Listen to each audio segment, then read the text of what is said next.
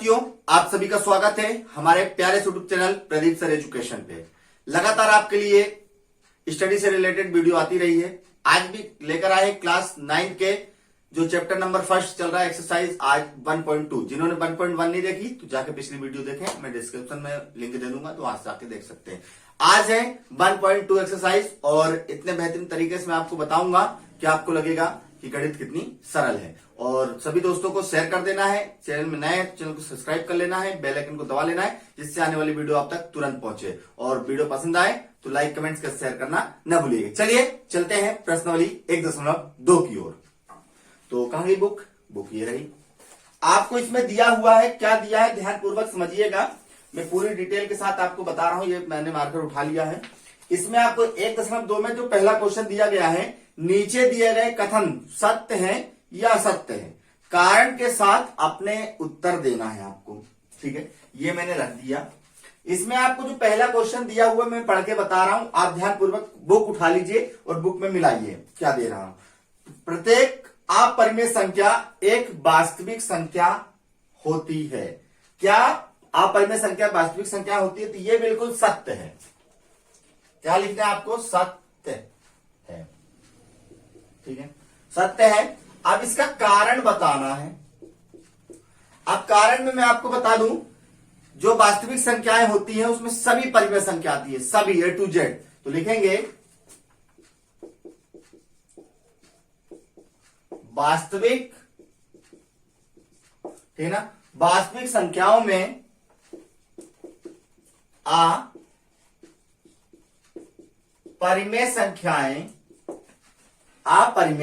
संख्याएं भी होती हैं। ठीक है ना, ये इसका पहले कारण हो गया। क्या कारण क्या बताया? वास्तविक संख्याओं में अपरिमेय संख्याएं भी होती है। वास्तविक संख्या मैंने 1.1 में आपको सब बता दिया, अपरिमेय संख्या के बारे में भी चर्चा कर दी, उसको जाकर वीडियो देखिए। ये पहला कारण हो गया। दूसरा आपका जो क्वेश्चन दिया उसमें देखिए क्या दिया है, संख्या रेखा का प्रत्येक बिंदु √m के रूप का होता है जहां m एक प्राकृत संख्या है। तो यहां पर लिखेंगे असत्य है। और क्यों असत्य है, कारण भी मैं दे रहा हूं आपको।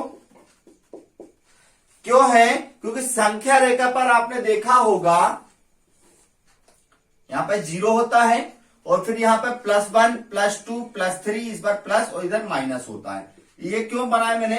क्योंकि यहां पर कारण लिखेंगे संख्या रेखा पर ऋणात्मक या और कौन है, ऋणात्मक और धनात्मक संख्याएं होती हैं। धनात्मक संख्याएं होती हैं। ठीक है, मेरे बोली पे भी जाइएगा, लिखावट पे भी जाइएगा। ठीक है ना, क्या है, संख्या रेखा पर ऋणात्मक और धनात्मक संख्याएं होती हैं। ठीक है, लेकिन किसी का वर्गमूल प्रत्येक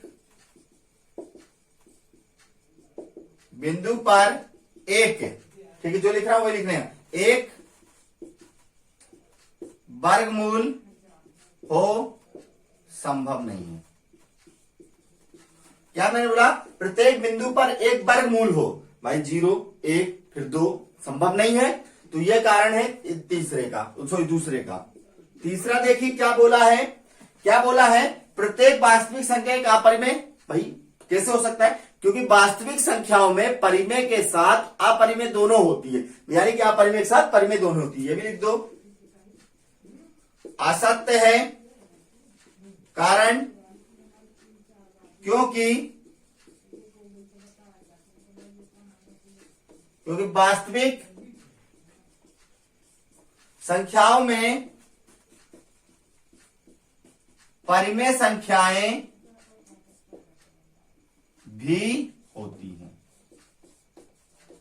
ठीक है, ये आपका क्वेश्चन नंबर जो पहला है उसको स्क्रीनशॉट ले लीजिए, या स्क्रीनशॉट लेने से अच्छा इसको मैं जो बोलता जा रहा हूं उसको बोल के सुन के लिखते जाइए। ये आपके परफेक्ट है, इसको कोई भी गलत नहीं कर सकता। ठीक है ना, इसी प्रकार मैं आपको क्वेश्चन नंबर 2 समझाता हूं बिल्कुल बहुत बेहतरीन तरीके से। चलिए मिटा दें।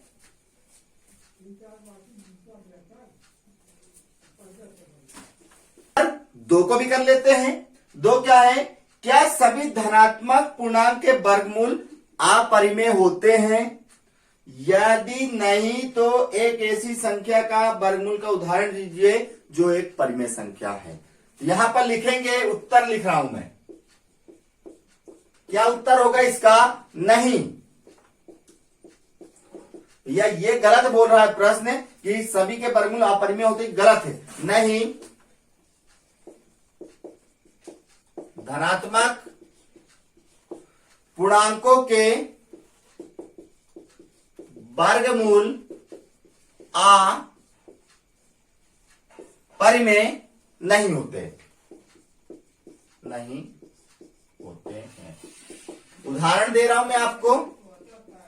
उदाहरण में आप देखिए, अंडर रूट 1 को अगर मैं बाहर निकालना चाहूं तो 1 गुणे 1 से निकल जाएगा 1 बन के, ठीक है। अंडर रूट 4 देखिए, 2 गुणे 2 करके इसको भी निकाल सकता हूं। अंडर रूट 9 को देखिए, 3 गुणे 3 करके 3 निकाल सकता हूं। लेकिन ये सब परिमेय संख्याएं हैं, तो सभी जो वर्गमूल होते हैं अपरिमेय नहीं होते। तो ये बिल्कुल सत्य नहीं है जो उस प्रश्न बोला, तो आप लिख देंगे नहीं, धनात्मक पूर्णांकों के वर्गमूल अपरिमेय नहीं होते हैं।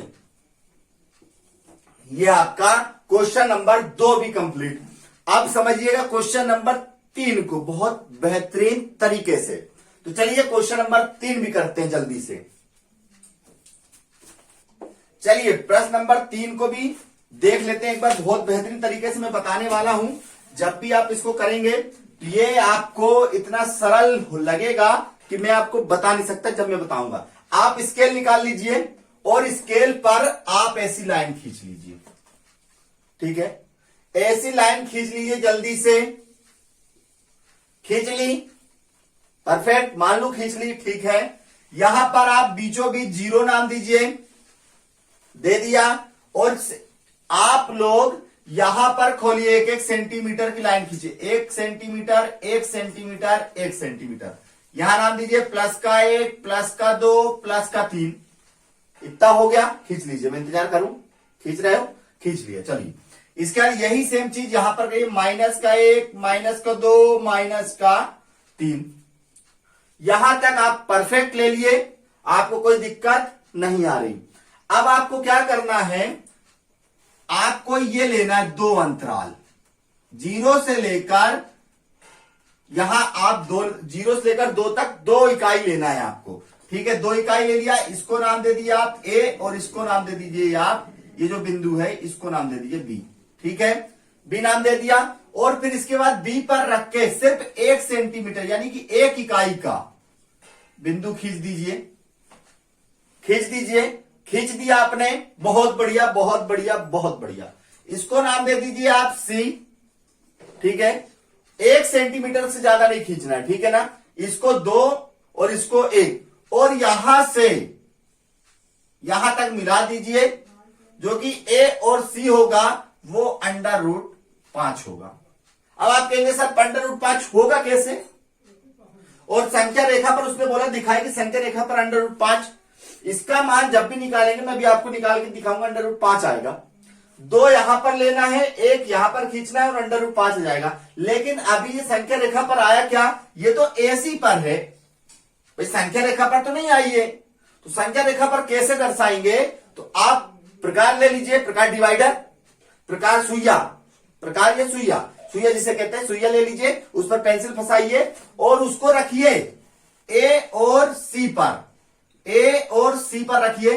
उसको फैला लीजिए, ऐसा प्रकार को फैला लिया आपने प्रकार, ठीक है। उसको ए पर रखिए और सी पर रख दिए, रख दिया, नाप लिया आपने। और उसको यहां से लेकर यहीं से आप रखने के बाद यहां पर इसको यहां से आप चाप काटिए, इस पर रखने के बाद ये चाप काटिए, ठीक है। यहीं पर रख के इस पे नाप कर यहां चाप काटिए, काट दिया आपने चाप। और जिस बिंदु पर ये आ रहा है उसको नाम दे दीजिए डी। ये जो दूरी होगी ए से डी तक, यानी कि एडी का जो भी मान आएगा वो अंडर रूट 5 होगा। वो किसके बराबर होगा? एसी बराबर एडी के। और इन दोनों का मान जो होगा वो किसके बराबर होगा? वो अंडर रूट 5 के बराबर होगा। ये आ गया। अब आप सोच रहे हैं कि √5 आया कहां से, ये आपका कंप्लीट हो गया, ये आपका आंसर आ गया। अब आपको एक चीज और लिख देनी इसमें, यहां पर ध्यान दीजिए, आपको कोई प्रूफ मांगेगा तो यहां पर आपको क्या करना है, त्रिभुज एबीसी में पाइथागोरस प्रमेय से कर दीजिएगा। अब √5 बता रहा हूं कैसे आ गया। कर्ण का स्क्वायर आप लोग जानते ही हैं, लंब का स्क्वायर भी आप लोग जानते हैं, जिसपे 90 का बन रहा है, ये सीधा बिल्कुल 90, ठीक है ना। और आधार भी आप लोग जानते ही हैं, ठीक है। कर्ण इसमें क्या दिया, ए और सी, तो AC का स्क्वायर भी जानते हैं, लंब BC का स्क्वायर भी जानते हैं, और आधार AB, तो AB का स्क्वायर भी जानते हैं। AC आपको निकालना है, यानी कर्ण आपको निकालना है। BC का मान देखिए कितना दिया है, 1 दिया, तो 1 का स्क्वायर, और AB का मान दिया है 2 का स्क्वायर।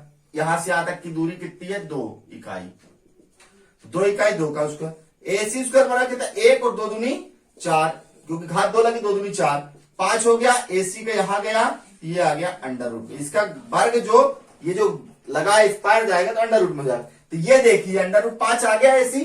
ऐसे सवाल होते हैं। क्या आपको बिल्कुल कठिन लगा, बिल्कुल सरल लगा, जो भी लगा आप लोग उसको कमेंट्स में लिख के बताइएगा। ये अब आप कहेंगे क्वेश्चन नंबर 4, तो मैं क्वेश्चन नंबर 4 बिल्कुल नहीं कर पाऊंगा, क्योंकि ये पेपर की दृष्टि से बिल्कुल नहीं है। दृष्टि जो है पेपर की हट गई, तो इसको मैं नहीं कर पाऊंगा।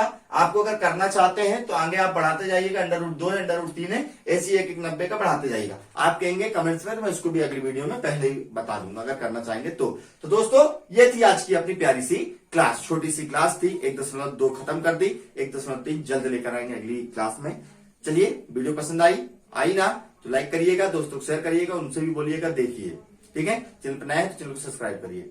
जय हिंद, जय भारत, जय वंदे मातरम, जय हिंद।